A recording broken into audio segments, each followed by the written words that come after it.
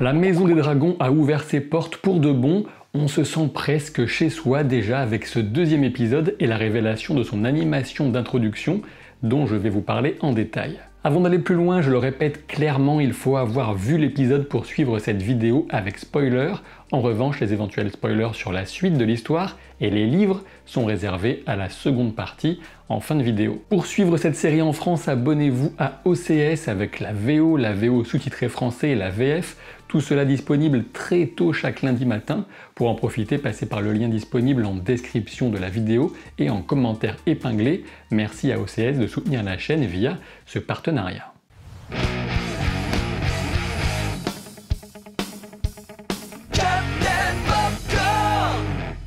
Le générique d'introduction fait plusieurs choix et porte plusieurs symboliques. Le plus évident, c'est la reprise du thème musical mondialement connu de Game of Thrones. Et derrière ce choix, on a évidemment la volonté de jouer sur la réputation de la série mère, mais aussi sans doute cette notion d'univers partagé. En effet, House of the Dragon sera la première de toute une armada de contenus dérivés dans un univers partagé en mode Marvel Cinematic Universe. C'est l'ambition, du moins confirmée par J.R.R. Martin en interview, avec la précision, attention, que le canon des séries et des livres sera différent.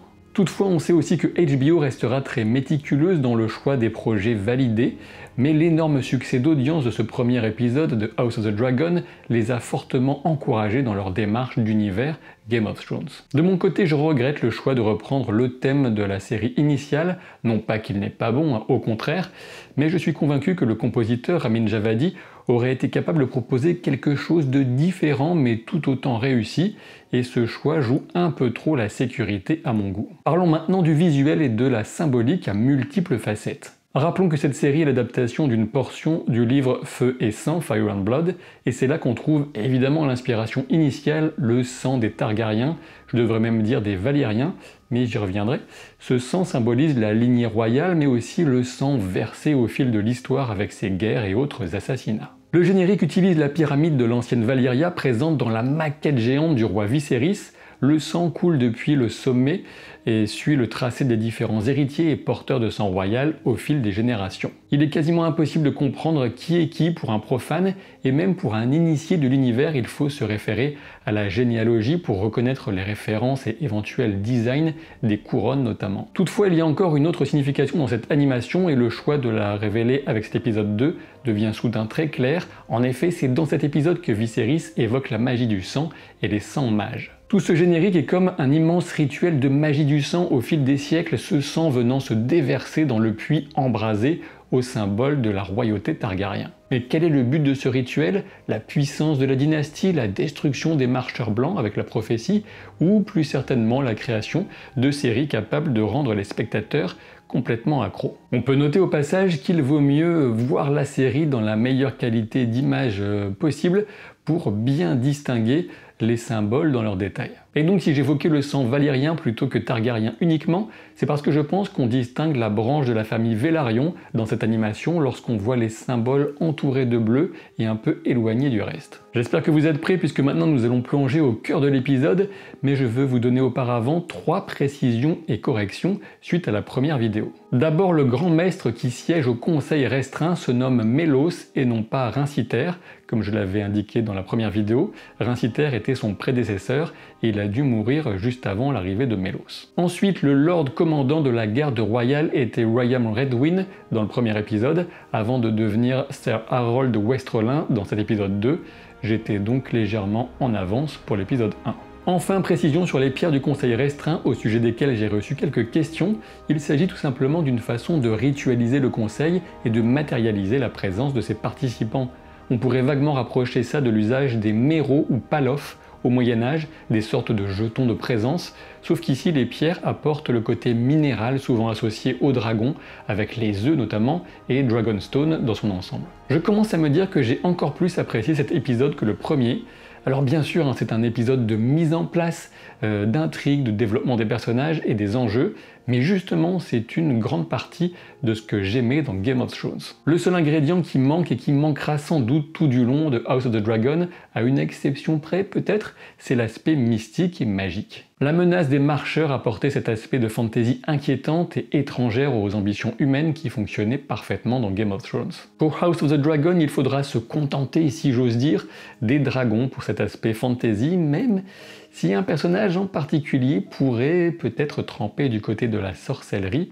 J'y reviendrai si j'y pense dans la partie spoiler livre. Ce que certains pourraient percevoir comme la lenteur de cet épisode relève pour moi d'une maîtrise du rythme, ce qui faisait nettement défaut dans certaines des dernières saisons de GOT. On peut éventuellement regretter qu'on se concentre sur trop peu de personnages, mais il faut bien commencer par les principaux, et puis on n'en est qu'à 2 épisodes après tout. Et on constate un focus important sur Rhaenyra et Viserys, avec des miettes, si j'ose dire, ou presque, pour le reste, de jolies miettes quand même pour Alicent, Otto, Corlys et Rhaenys, son épouse, sans oublier Daemon en agent du chaos, qui vient même donner son titre à l'épisode, le prince vaurien. Le roi Viserys reste très bien écrit et magnifiquement interprété.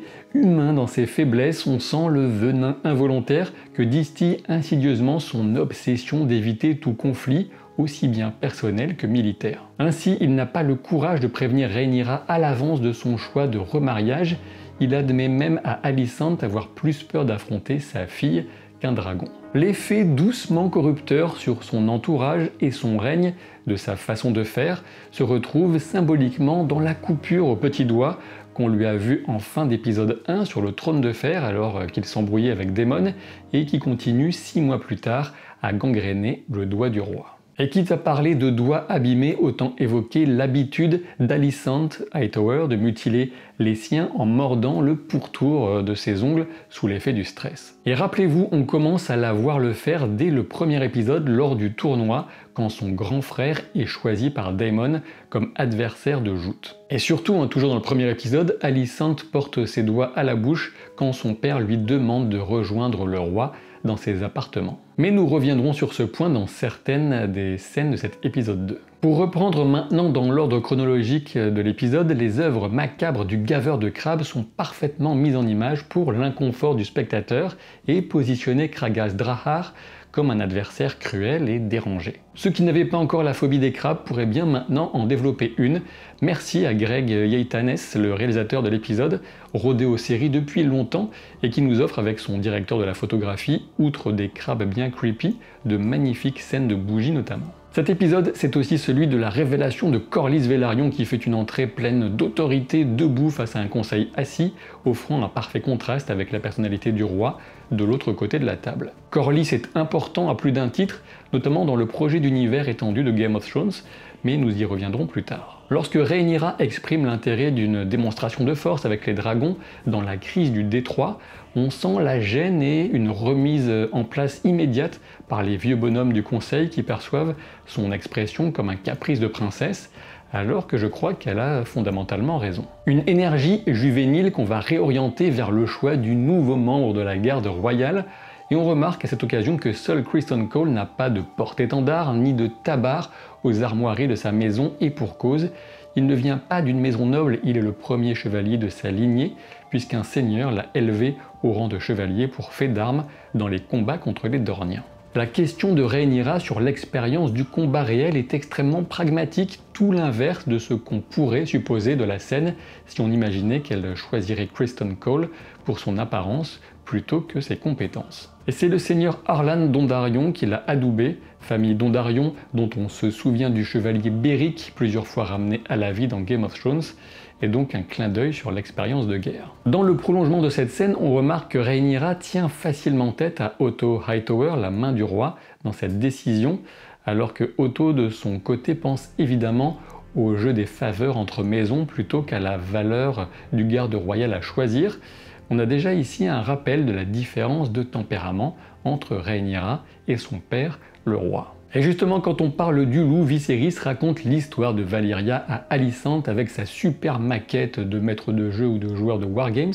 Outre le rappel au générique, on a donc la mention des 100 mages. Ces puissants sorciers sont souvent associés à la région d'Achai-les-Lombres, mais on a ici la confirmation qu'ils ont donc bien existé aussi dans les possessions de Valyria. Et pour vous aider à situer un petit peu le type de magie dont on parle ici, Mirri Maz Duur de la première saison de Game of Thrones en était très certainement une pratiquante. Oui, la sorcière qui a ramené Drogo à la vie. Durant les entrevues entre Alicent et Viserys, on remarque les tentures orgiaques sur les murs. L'idée est sans doute de venir contrebalancer la foi des Sept par les coutumes nettement plus libertines des Targaryens notamment. Ces questions sur Valyria pourraient amener un jour à un spin-off très ambitieux sur cette époque de puissance inégalée si l'idée de prendre un tel risque budgétaire était validée par HBO et Warner. Ici encore, Viserys questionne Alicent au sujet de sa fille, et surtout il met Alicent dans une position intenable en lui intimant de garder le secret sur leurs entrevues, uniquement parce que le père craint les réactions de la fille. La juxtaposition de cette scène avec la suivante, au Sept et en intimité avec Rhaenyra, est justement pensée pour faire percevoir cette gêne au spectateur. Les deux jeunes femmes sont face à la statue de l'étranger qui est des Sept, celui associé à la mort. La scène est magnifique, très jolie photographie et un gros travail de design des décors. Il en ressort que les hommes de pouvoir ne savent pas prêter attention à leur fille, et quand Viserys craint la sienne, Otto ne voit Alicent que comme un outil. Lors de la discussion entre le couple des Velaryon et le roi, remarquez que le lieu est judicieusement choisi pour laisser voir la mer et ainsi rappeler au roi toute la puissance de la maison Velaryon qui détient la moitié de la flotte de guerre, sans parler de sa force commerciale gigantesque. Corlys utilise naturellement une métaphore de marin pour faire face à un ouragan, filer en son centre ou le contourner mais pas l'attendre. Il est bien placé pour en parler puisque ce sont les incroyables voyages de sa jeunesse qui ont bâti la richesse de sa famille. Explorer ces voyages est l'un des projets de série spin-off sous le titre du Serpent de mer, le surnom de Corlys, le plus grand marin de l'histoire de Westeros. Il est clair qu'en termes de politique, le mariage du roi avec Laena a du sens, pourtant le roi profitera de l'excuse du devoir royal pour favoriser son inclinaison en faveur d'Alicent, une inclinaison savamment préparée par Otto dès la mort de la reine Aemma. Durant la première scène de repas avec Rhaenyra, c'est encore elle qui parle la première. Quand elle tente de parler du conseil et de la situation du Détroit, Viserys ferme toute discussion stratégique, même en privé, en lui assénant « tu apprendras », alors que justement c'est en discutant du sujet avec elle en privé qu'elle pourrait apprendre. La gangrène se fait bouffer par les asticots, un bon appétit à vous, et puis au passage, abonnez-vous à la chaîne pour ne rien rater des merveilles, j'ose le dire, oui, qui arrivent très prochainement. Sinon c'est un bain d'asticots qui vous attendra bientôt, et pensez à vous pincer le nez et à serrer les fesses. Ah oui, j'oubliais, évidemment il faut aussi laisser un commentaire, sinon ce seront les crabes. Dans cette scène, la finesse du jeu des trônes joué par Otto est à l'honneur. Il vient jouer les deux seules cartes possibles pour contrer l'idée du mariage entre le roi Viserys et Laena Velaryon. Eh oui, elle est trop jeune d'une part, et puis aussi quand même c'est difficile d'oublier une femme qu'on vient de perdre et qu'on a beaucoup aimée, et sous-entendu aussi difficile de la remplacer par une gamine qu'on ne voit absolument pas comme une épouse potentielle, et en ont dit peut-être contrairement à Alicent qui est plus âgée. Pourtant, dès que le grand maître Mélos évoque les avantages assez évidents d'une telle union, et notamment les blessures, on remarquera qu'il s'agit d'une métaphore médicale pour le grand maître, blessure que l'unité du royaume conserve depuis le Grand Conseil. Eh bien, en entendant ces arguments, Otto en reconnaît finement la validité, avant toutefois de renvoyer le roi à son propre apitoiement, en lui donnant cet énorme mensonge, en lui servant sur un plateau « Je ne vous envie pas ». On te croit, sacré Otto. Ensuite, lors de la promenade du malaise entre le roi et la jeune Laena, on sent que cette dernière est véritablement passionnée par les dragons. On apprend que Vhagar, la plus grande dragonne, si j'ose cette féminisation, nicherait dans les environs du Détroit, et même qu'on entendrait son triste cri depuis Port d'Épice, un port appartenant à la maison Velaryon. À la bizarrerie d'un mariage arrangé avec une gamine de 12 ans succède une scène essentielle pour parfaitement situer les enjeux de la série. Il s'agit bien sûr du dialogue entre Rhaenyra et Rhaenys, la reine qui ne le fut jamais. Rhaenys veut rappeler l'ordre des choses qu'elle perçoit depuis son expérience de vie, alors que la flamme de la jeunesse de Rhaenyra rugit déjà à l'idée d'instaurer un nouvel ordre. Selon Rhaenys Velaryon, les hommes préféreront brûler le royaume plutôt que de laisser une femme le diriger. Aux rares commentaires qui me reprocheraient de porter une analyse sur la place des femmes, il est évident qu'il s'agit là du cœur même du propos de la série, même si à aucun moment l'idée n'est de présenter les femmes comme parfaites et les hommes comme ayant tous les défauts. On aura l'occasion de l'observer par la suite, ne vous inquiétez pas. Et puis toute œuvre ayant un minimum d'ambition sera nécessairement porteuse d'une vision du monde et de la société. Ignorer ou ceci ou interpréter de travers serait se fourvoyer dans une mauvaise analyse, ce que j'essaie de ne pas faire. Par ailleurs, le féminisme est une nécessité de notre époque et ceux qui le craignent ont peur de leur ombre, et ça c'est mon avis personnel. Dans cette scène comme dans l'ensemble de l'épisode, à vrai dire, j'ai beaucoup apprécié la musique subtile et agréable de Ramin Djawadi qui viendra prendre une magnifique ampleur en suivant ensuite les actions de Rhaenyra. Entre Viserys et Alicent, la discussion au sujet du remariage du roi se fait toujours avec un splendide travail de lumière, hein, vraiment.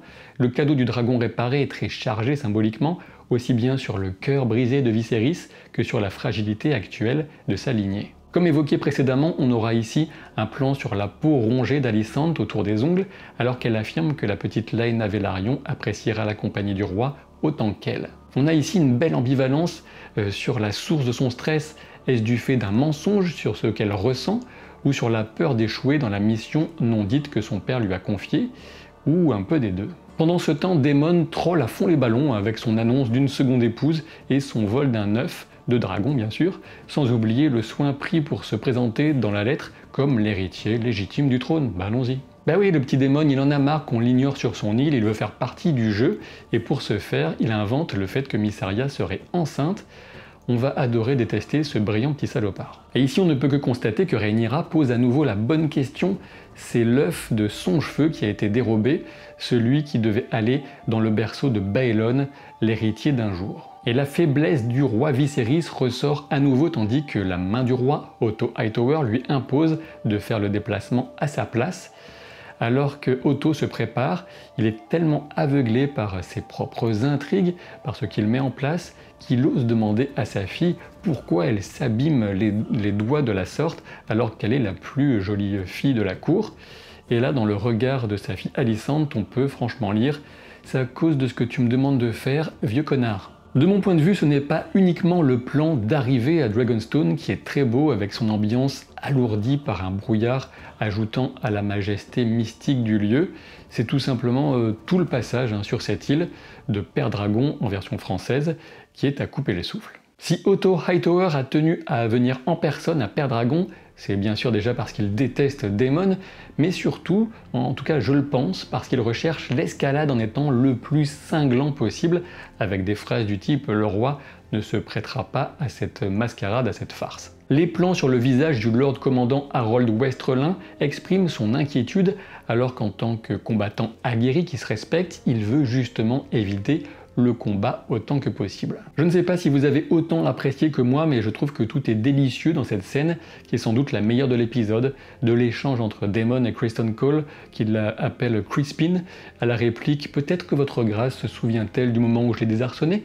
jusqu'au jeu de regard de Mysaria qui comprend seulement les mensonges de Daemon à leur sujet. Et on a deux couronnements à cette scène, chacune avec son dragon bien sûr. L'arrivée et le cri de Caraxès sont fabuleux, pour le coup j'ai vraiment adoré les effets numériques sur ce cri et les membranes de la gueule qui vibrent. Et si on voulait se plaindre des CGI, des effets numériques, ce serait plutôt, je pense, sur certains plans fixes de la ville que sur les dragons. Le deuxième point d'orgue, c'est bien sûr l'arrivée majestueuse de Rhaenyra sur Syrax, qui vient éviter un bain de sang. Elle savait peut-être que Otto chercherait à envenimer la situation au maximum. Et là encore, on se régale des interactions entre l'oncle et la nièce. Daemon était prêt à mourir pour le plaisir d'oxyre Otto, mais il est à demi amusé et presque fier de voir arriver Rhaenyra. Tue-moi tout de suite et on arrête ce bazar. Voilà une phrase qui ne peut que faire briller les yeux d'un Daemon qui kiffe l'audace autant que les fesses de Mysaria. Le regard de Rhaenyra vers son oncle souligne encore leur complicité naturelle, et sur ce, les gardes décident tout de suite de se préparer un petit œuf coq. Non mais je déconne, au cas où, je sais que c'est pour le conserver au chaud dans l'espoir d'une éclosion. Merci. Dans une salle de Père Dragon qui correspond a priori à celle de nombreuses scènes connues de Game of Thrones, où se tenaient notamment les conseils de Stannis puis de Daenerys, Mysaria est vénère. Et oui, elle ignorait que Daemon avait annoncé leur mariage, ou qu'elle portait son enfant, alors même qu'elle a fait en sorte depuis longtemps, de son propre aveu, de ne pas être mise en danger par un accouchement. Et oui, elle a donc trouvé une solution pour devenir stérile. La perspective de Miss Arya est intéressante quant à la différence fondamentale entre ce que peut se permettre le frère du roi et le reste du commun des mortels. A votre avis, dit-elle la vérité quand elle affirme qu'elle ne cherche ni argent, ni pouvoir, ni statut, mais uniquement d'être libérée de la peur? Dites-le moi en commentaire. Ensuite, lorsqu'on va retrouver le roi Viserys qui examine le petit dragon de pierre qui a été réparé et qu'Alicente lui a offert, je pense qu'il n'hésite plus véritablement quant à l'épouse à choisir. Ce qu'il veut en revanche, c'est quelqu'un qui viendrait valider son choix pour le débarrasser de la responsabilité qui va avec. Et je pense que quand il fait venir à lui Lyonel Forr, le maître des lois, il voulait l'entendre lui conseiller de ne pas épouser Laena. Et pourtant, la logique politique de Lyonel Forr rejoint celle du grand maître Mélos, avec d'autres arguments certes, et il pense que ce mariage serait la meilleure solution. Dans le changement de scène qui suit, on remarque que Viserys n'est jamais l'initiateur des événements, mais toujours celui qui réagit. On vient lui apprendre des événements et il réagit, jamais il n'est le déclencheur ou le moins possible. Lorsque Rhaenyra annonce « j'ai récupéré l'œuf sans effusion de sang », Viserys lui répond « ah, j'oublie combien on se ressemble », ce qui est sans doute l'affirmation la plus à côté de la plaque de tout l'épisode. Et oui, bien sûr, c'est justement parce que Rhaenyra est bien moins timorée que son père qu'elle a obtenu ce qu'elle voulait. Viserys se ment à lui-même et à sa fille en obtenant son consentement sans lui révéler la réalité de ses intentions au sujet d'Alicente. Et lorsqu'il n'y a plus d'autre choix possible que la vérité, on apprécie la façon dont Corlys s'apprête à savourer sa victoire, puis la détresse d'Alicente dans la trahison qu'elle peut lire dans le regard de Rhaenyra. On se doute déjà que les conséquences de ce moment seront bien lourdes pour la suite. L'épisode aurait pu se terminer sur cette scène, mais il nous en offre une autre, bien alléchante, celle de Corlys et Daemon à Driftmark. Corlys souligne les similitudes entre lui et Daemon, ils seraient faits de la même étoffe et doivent se tailler une place dans le monde. Corlys a une véritable présence, mais Daemon les répliques les plus amusantes. Il a conscience qu'il est frère de roi, mais qu'être roi n'est pas le point fort de Viserys. Pourtant, il met un point d'honneur à être le seul à remettre en cause la compétence de son aîné, toujours avec cette ambivalence qui colle à la peau de ce personnage. Les plans sur le gaveur de Crave nous promettent un bel affrontement à venir entre deux psychopathes en puissance. Et en examinant ce sinistre individu de plus près, et particulièrement sa peau, on peut deviner qu'il souffre très certainement de la grise écaille. Rappelez-vous cette maladie que nous avions découverte dans Game of Thrones, ce qui veut dire qu'il n'a plus rien à perdre et que s'il venait à toucher un adversaire en combat au corps à corps, peau contre peau, il pourrait le condamner lui aussi. Avant d'en venir à quelques mots pour celles et ceux parmi vous qui ont lu Fire and Blood, je vous donne rendez-vous ce mercredi 31 août à midi sur ma chaîne Twitch pour discuter de cette rentrée sous le signe de la fantasy, soyez là. Donc attention, à partir d'ici je vais aborder des spoilers sur la suite de la série, ou tout du moins sur le livre qu'elle adapte. Première remarque sur Vhagar et l'invention de la série quant à l'incertitude concernant sa localisation. Dans le livre, elle est à Dragonstone, vieille et un peu léthargique.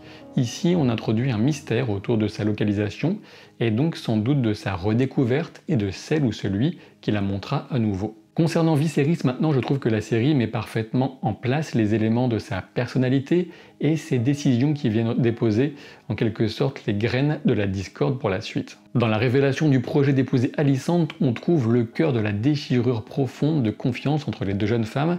J'apprécie notamment que la série ne dépeigne pas Alicente comme une pure arriviste sans scrupules, mais plutôt comme une jeune femme qui accomplit les plans de son père. Alors bien sûr, ensuite Alicente fera ses propres choix, mais on n'en fait pas une méchante caricaturale. Du côté de Rhaenyra, maintenant, on peut apprécier le petit indice de vocabulaire quant à son destin ultime quand Rhaenys, la reine qui ne le fut jamais, lui dit que les hommes préféreront brûler leur royaume plutôt que de lui laisser. Et je dois dire que j'ai encore beaucoup d'interrogations quant au choix que la série fera en termes de mariage, d'âge des différents personnages, et cette incertitude est très plaisante, et pour le moment j'ai l'impression de voir surgir en 3 dimensions, en quelque sorte, des personnages qui restaient dans les pages de Fire and Blood, des schémas plutôt à 2 dimensions, schémas au service d'une chronique historique. Et je pense que justement c'était tout l'enjeu de cette adaptation de cette série que de donner une épaisseur humaine à ces concepts parfois caricaturaux qu'on avait dans les livres.